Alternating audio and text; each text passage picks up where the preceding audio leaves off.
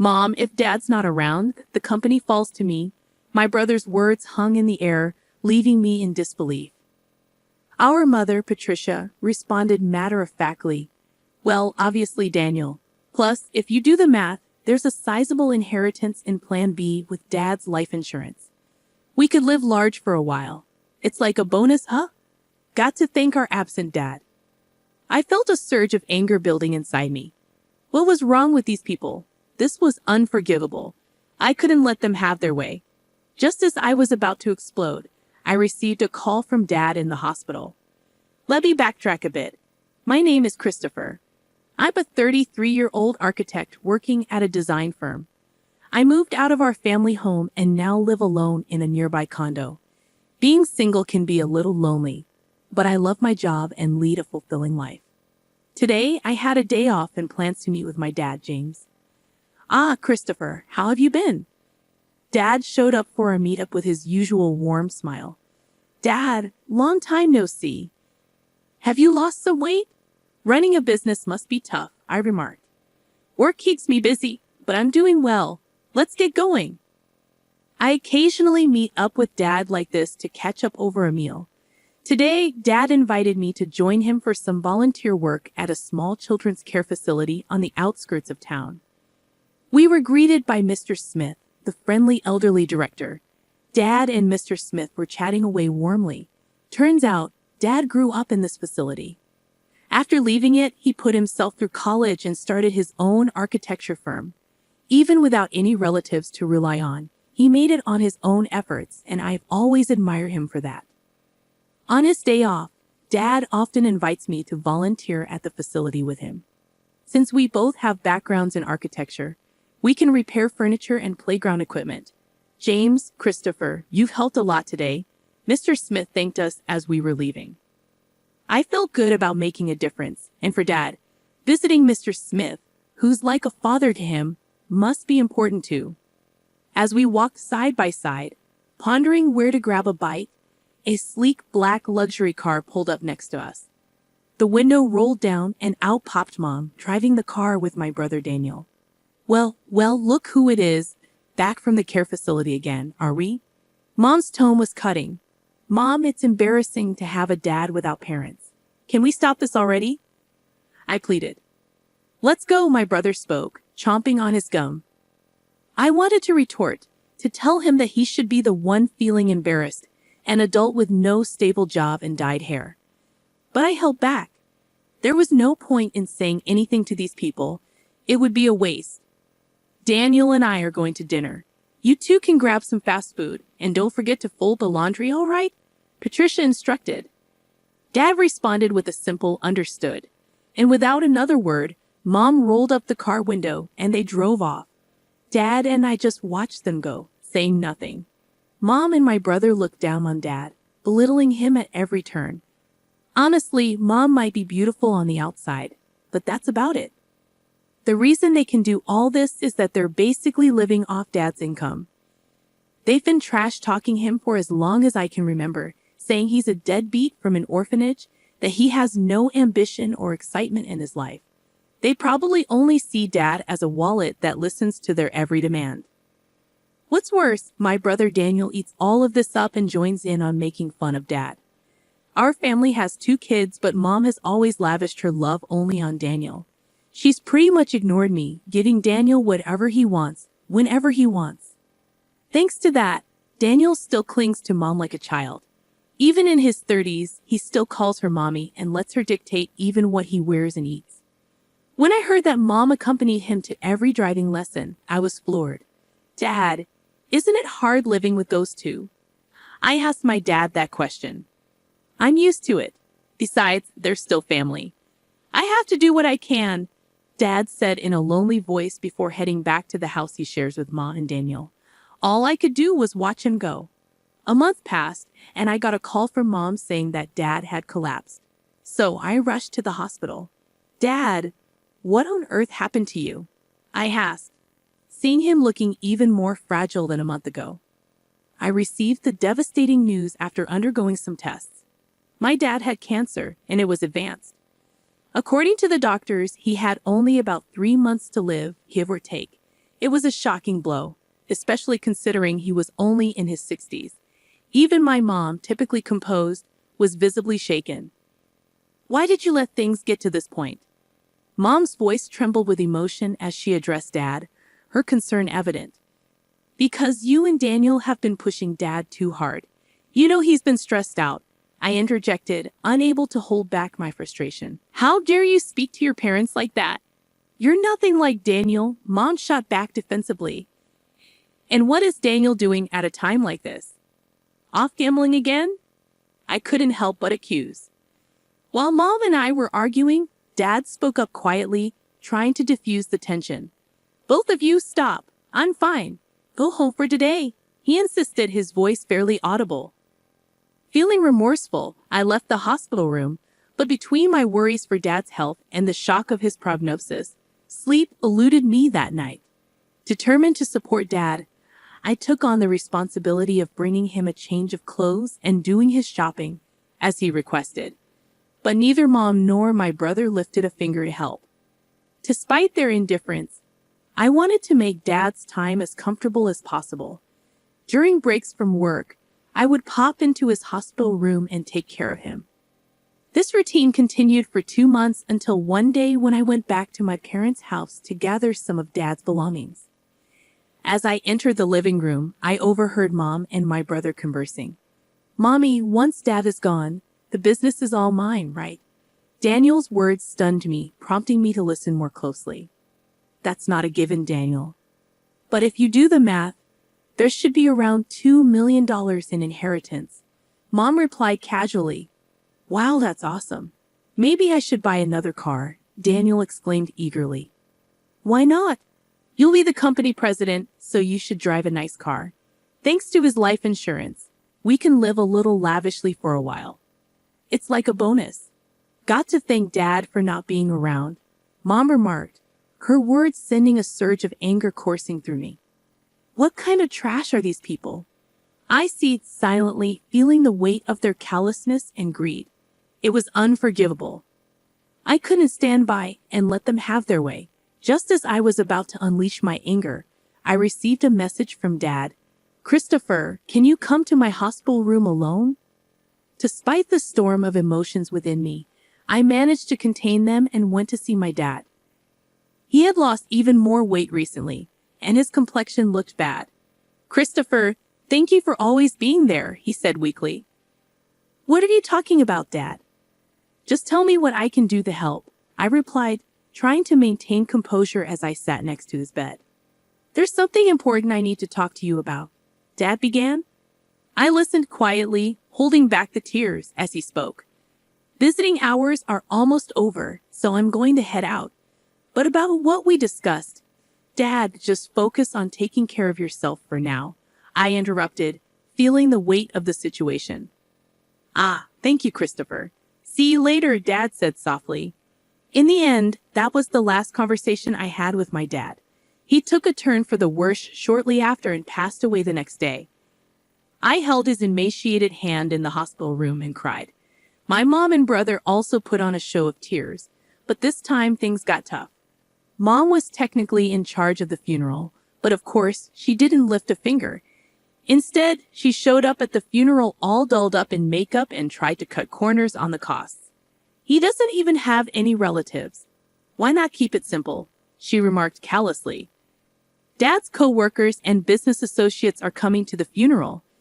Don't embarrass us with that kind of talk, I retorted, feeling a surge of frustration. Today, while getting his necktie tied by Mom, Daniel chimed in, just do what Mom says.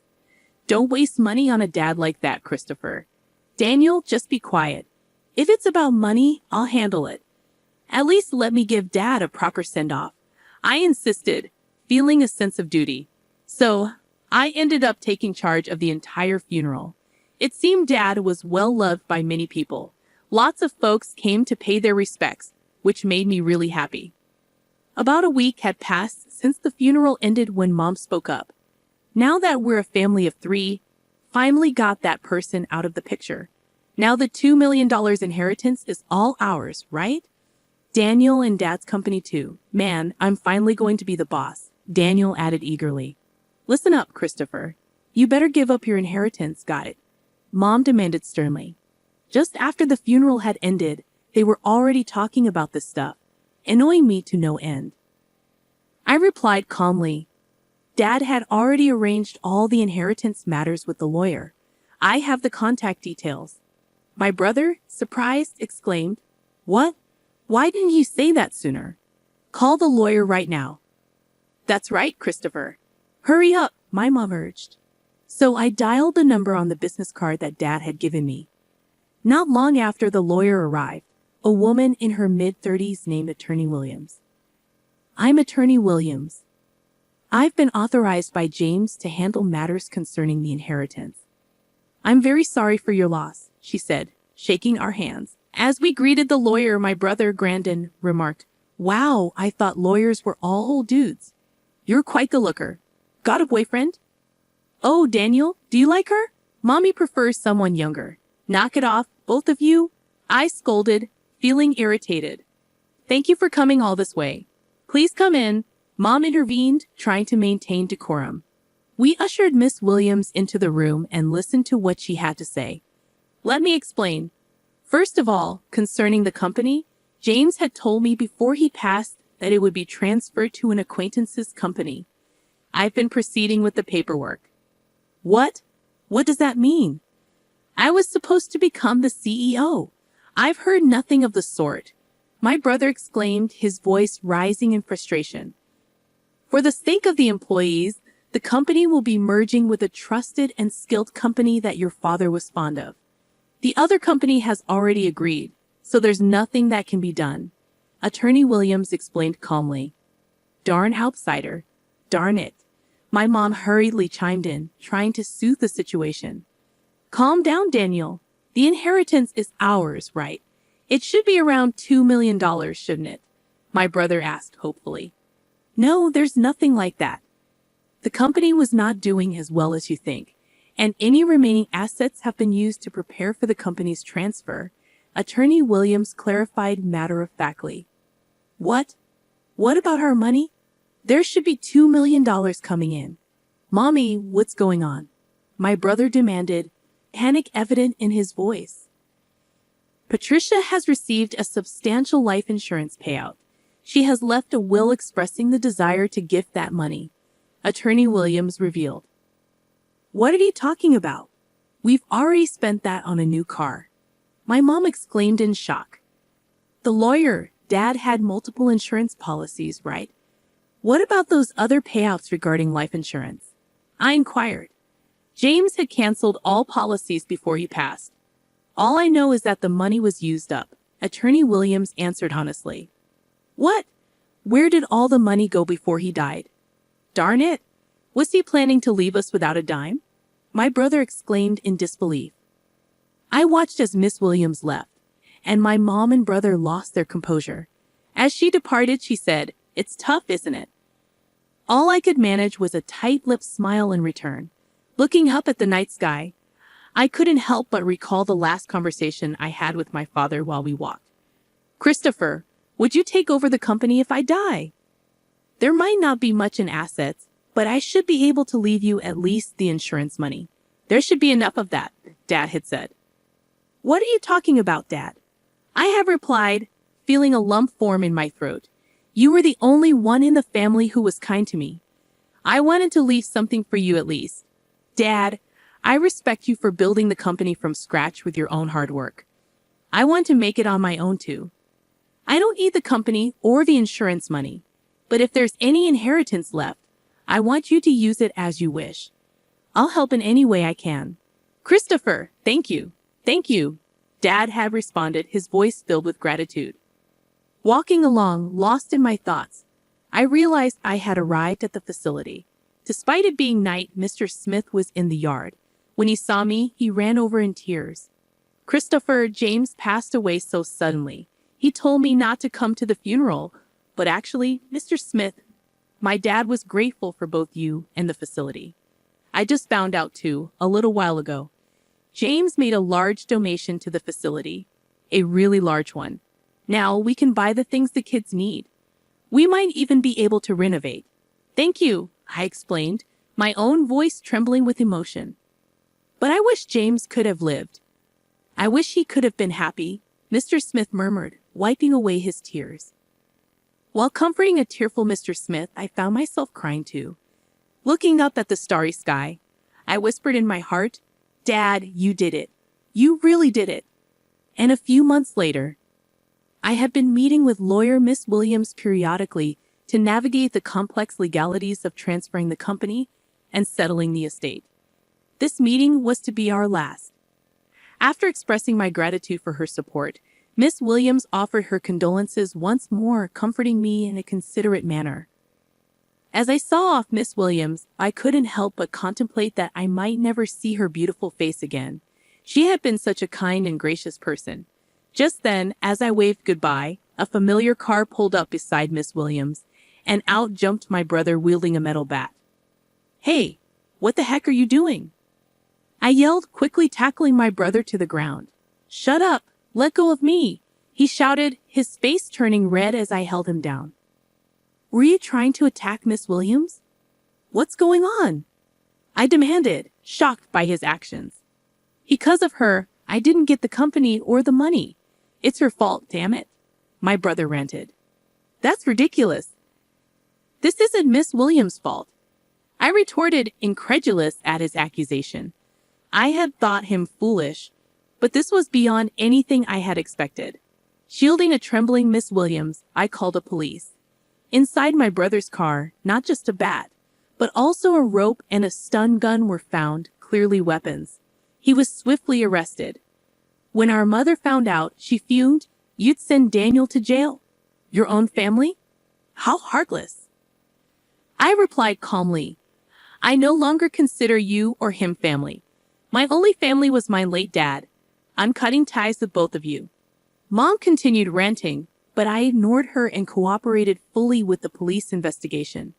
I later found out that my brother had also been repeatedly harassing Miss Williams online, making vulgar comments and slandering her. Threats had even been made, and the police were in the process of identifying him. My brother was sentenced to jail for his attempted attack on Miss Williams. She also sued him in civil court for defamation, and he was ordered to pay damages. Please take every penny he has if that'll make him reflect on his actions. I'm truly sorry for all this. I apologize to Miss Williams. Upon my apology, Miss Williams gave a faint smile and said, "I'll do just that. Thank you for saving me from a dangerous situation. From now on, I hope you at least find happiness, Christopher." Several months later, when spring arrived. Today, I found myself at Sakura Garden, but it wasn't for volunteering. It was for a business meeting. Thanks to the funding from my father's donation, the aging facility was planning a renovation.